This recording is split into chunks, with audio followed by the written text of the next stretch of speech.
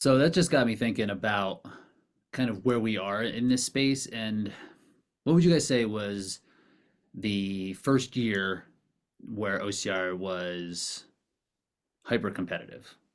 When did the sport, when was it like birthed? The second Bracken stepped onto the venue. Ooh, easy. First world championship that was hyper competitive was 2013. 13, definitely. Okay. Yeah, So the And we that are, season started working up towards it, but then the season after it took off. so in that 2013, BK, you were a younger athlete, right? In 13, you Yeah. were 25, 26? 26 by the end of the year. Yeah. And 26. and there were certainly athletes who found this at kind of the twilight of their peak in terms of an athlete who have since gone. 10 years later, those athletes might not be around.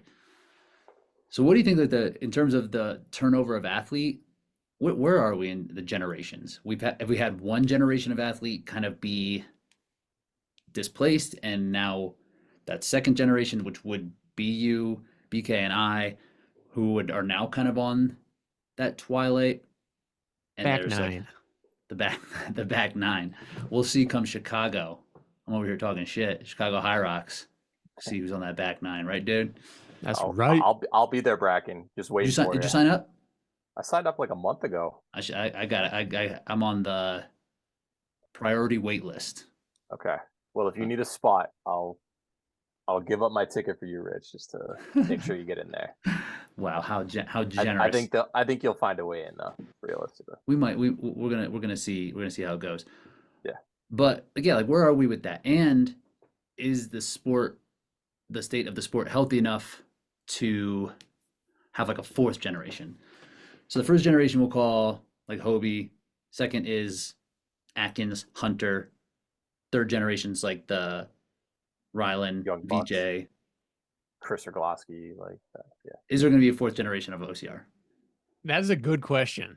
Like we That's, don't get a lot of good out of you Thank oftentimes, but this is good. It's my HD camera. That's it. but You're on but fire it's today. so it's been 14 years or so since Spartan really held their first championship. Is that really three generations, or are we kind of 12. like no 2011 in Texas? I was living there. 2011. Okay. Still not Born 14, but Well, if you How count long would you 11 consider? as the year, yeah, whatever. okay. How big of a Okay. span of athlete year age wise would you think could fit in a generation?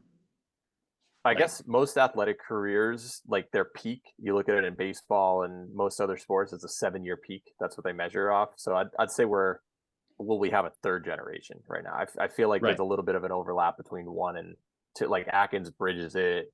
Well, He he was was young. around. He was young. He'd be Yeah. like how Yeah, VJ. It's not the same generation. He was just young, and these other guys were old when they started. yeah, that's true. So this is interesting because I think that first generation was love of the game. You It had to had be. like Hobie, Donahue was in that, Young Pack. There was just this thing to go after, and they went after.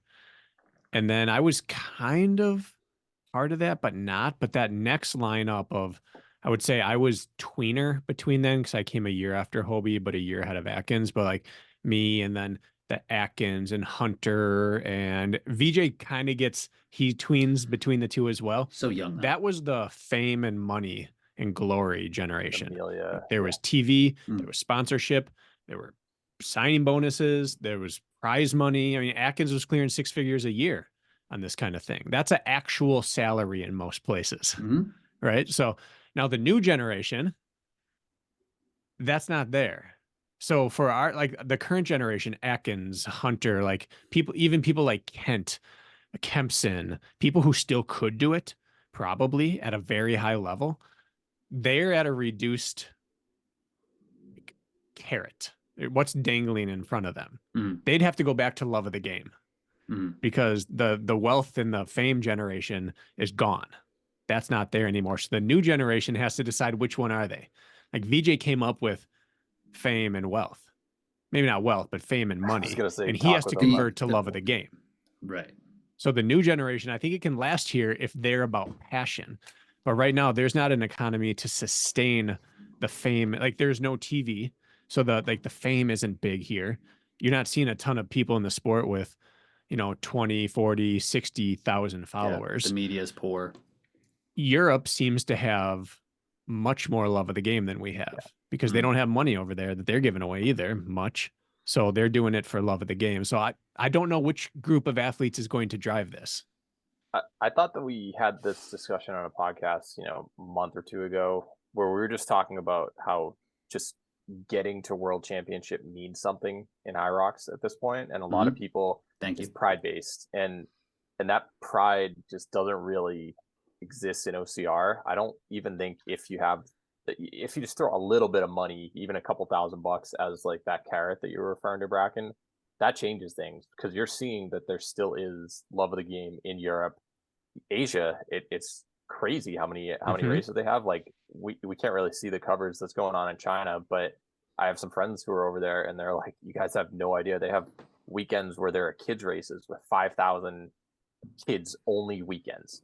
So like give it 15 years, 10-15 years for them to grow up and be around that next generation of young adults and stuff. I think that you're going to see like a huge explosion then, but will it have a chance to be saved where it's been prevalent for the past decade plus? That's the big issue.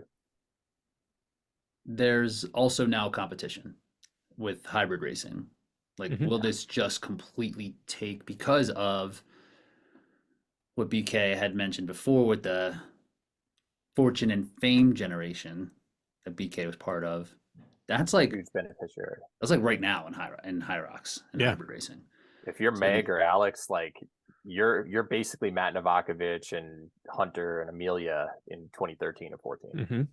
Like, I was looking at some of these numbers, right? I've just kind of been following like how people are, like, the exposure. Like, I know Meg has gained close to 10,000 followers.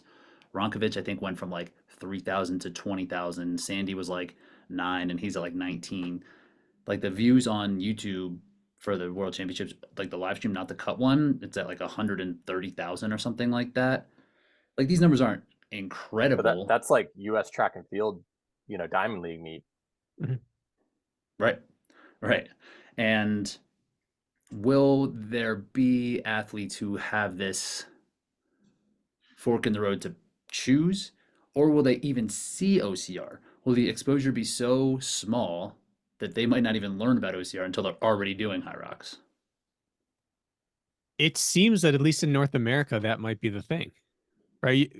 OCR doesn't act the part anymore, and Hyrox does. Like, they dress for the job they want. OCR is not dressing for the job right now.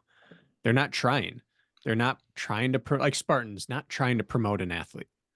For the longest time, people's biggest complaint with Spartan social media was that it only focused on their favorite athletes. Now it's like now you get none. Like, Spartan's not trying to push athletes. They're not trying to show that they're this force. They're not trying to plaster you everywhere. They're not trying to plaster them everywhere. I don't know what space they're attacking right now. Hyrox is acting the part. They're dressing for the job. And as a result, when people put eyes on it, it looks professional. It looks enticing. You go out and try it. That's half of what OCR was. It was just a look.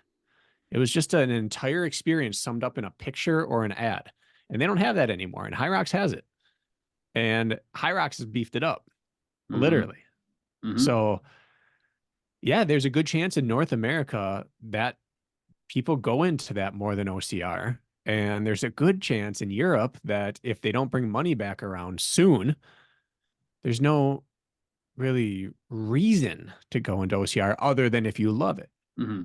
I think that you're going to come into a point, though, where you have high level athletes who in OCR might be like 5'8", 5'10", pretty skinny, and they just don't want to bulk up to get to that point. And they're like, well, I'm competitive. I want to be really good at something. I cannot physiologically be good at Hyrox. I will never be able to be that size. Like it's John Albin. Like if he was at this point, came in, no matter how talented he was, like he's not gonna do Hyrox. Like He's that's old. just not. If he was younger, I know, but like I'm just using him as like a world class athlete, or for like Nicole, she's not gonna bulk up to like 130 pounds, and she's she's also just not a young. smaller athlete. Yeah, but I'm just trying to list like world caliber athletes where it's like, well, some of them are going to default to OCR just because they don't have the mass or probably won't get to that point. Mid 30s and beyond, the only athletes that pivoted from OCR over already had mass. Kent already was bigger. Hmm. Hunter was already big. Like even the Canadians, Jesse Bruce wasn't the little guy. The No. people that moved over were the people that it made sense to, like they'd been waiting for something to They wish this existed when justify. they were 25. Yeah, Kent was Mhm. already lifting. So he always say, right? Like, I know I shouldn't be, but like I just want to. Just gotta He look finally good, had man. something to justify that lifting. It wasn't that we had, I don't think we have a single example, do we, of someone who was just a pure OCR runner who was like, yes, let me go try this high rocks thing and bulk up for it. Like VJ dipped his toe into it, Hmm. hasn't really committed to anything in a while because again, like his fame and fortune thing is it's kind of in flux. Right. Right. It's not an easy transition. And there's no guarantee that your skill set in OCR translates to high rocks.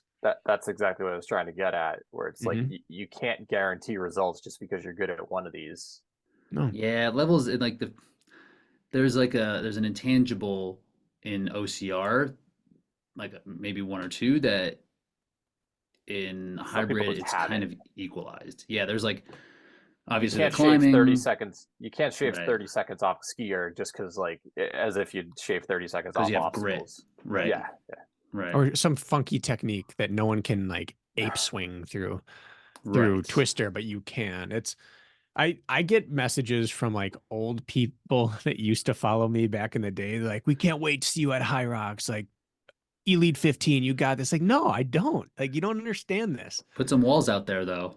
It's not the same skill set. I could lift for the next 10 years and never put out power the way that some of these athletes put out power. There's a genetic predisposition to some of these things you just can't teach. Like But if a you VO2 started max back, limiter if you is, started when you were 25, 26 when you started OCR though, but against my, like we all know it. We've competed against our peers our whole life. You see people with your same general makeup, you start working out at the same time and you just put out different power. The same way people put out different levels of endurance and foot speed and things like that. Like you can improve what you have, but some people generate power well. Some people struggle with it. Some people do well with Metcon style of training. Some people struggle with that. Like there's just genetic differences between OCR and high rocks. And there's no guarantee that being good at one will be good for the other. But if you put in the work to be good at high rocks, you might ruin OCR for you. Like you might there's get no 20 pounds later and lose what you had, and you still weren't good at high rocks. Like it's a risk to switch over. It really is. yeah, totally. there's no difference from like a CrossFit Games athlete coming over and you're just not going to be good right away just Right. because it's just a different skill set. You might be so fantastic at your domain, but that's because you're so specific at it. It's not going to translate. Like OCR won't translate to high rocks necessarily. No. So let's monitor this fourth generation and see if OCR can sustain one more. I hope. There is always hope. Could this be like we're in the running backs era right now, where it's like they just aren't It's like there just Todd- aren't any anymore. Right. Yeah. It's like Todd And, Gurley like, was the last one. BK, Yeah, who's your running back comp? My running back comp? He's probably gonna say like Oh, Chris Johnson. He's like, yeah, I had that 4.2 speed. That CJ2K? Yeah, way. Um, that's a Can you good do it all? question. He's an athlete, can Marshall catch the ball. Faulk. Marshall Falk, that's what I'm thinking. He's Back in that dynamic. generation. Mm-hmm. LT. Wow, you are really McCaffrey. shooting high. You're naming Hall of Famers. Hey man, you're on the list. You're like 17. Will the exposure be so small that they might not even learn about OCR until they're already doing high rocks? It seems that at least in North America, that might be the thing, right? For the longest time, people's biggest complaint with Spartan social media was that it only focused on their favorite athletes. High Rocks is acting the part. They're dressing for the job. And as a result, when people put eyes on it, it looks professional. It looks enticing. You go out and try it. That's half of what OCR was. It was just a look. It was just an entire experience summed up in a picture or an ad. And they don't have that anymore. And High Rocks has it.